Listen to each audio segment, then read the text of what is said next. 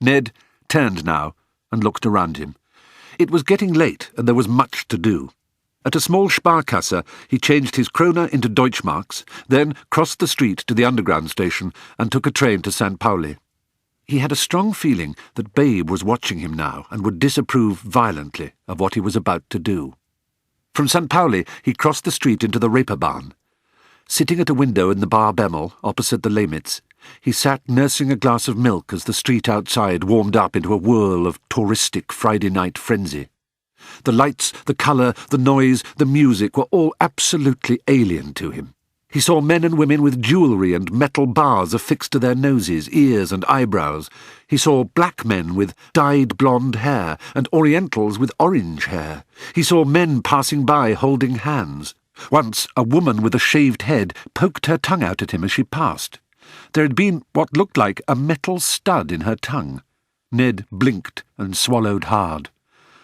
"Oh, brave new world that has such creatures in it," he murmured to himself, and shook his head like a dog that has just taken a bath. At the U-Bahn station, he had bought a map and 3 tourist information booklets, which he had read twice through before a waitress approached him and told him that if he was going to stay here, he would need to drink more than 1 single glass of milk over the course of 2 hours. "Of course," said Ned. "Bring me one of those," he commanded, pointing at a pink-looking cocktail at the table next to his. "All cocktails 5 marks," said the waitress. Ned supposed, indeed had seen, that his Danish fisherman's outfit of jeans, thick white pullover and donkey jacket were not the usual habiliments favoured by the night people of Hamburg, and he smiled understandingly as he produced a 10-mark note. "I've been fishing all day. Keep the change and have a drink yourself." The suspicious scowl was instantly replaced by a happy grin. "Thank you, sir." I forgot to ask," he said when the cocktail arrived. "What's in it, exactly?" "Cranberry, grapefruit and vodka," came the reply. "It's called A Sea Breeze." "Good title," said Ned, sipping cautiously. Delicious." "You're a tourist in Hamburg?" The waitress pointed at the map and guides on the table in front of Ned. "That's right. Just looking for a good time. Is this a dangerous area?" "The Reeperbahn? No." She laughed at the idea. "Once, maybe, perhaps, yes, but today it's all just businessmen and tourists." "Ah," said Ned. "So there are no drug dealers or anything like that?" He put the question innocently enough, but held the waitress's eyes steadily. She leaned forward to wipe down his table and whispered in his ear. "You looking for something, perhaps? You can pay?" "I am looking for something," Ned replied. "Do you know anyone, respectable? I would be extremely grateful." He looked meaningfully into his wallet and back again at the waitress.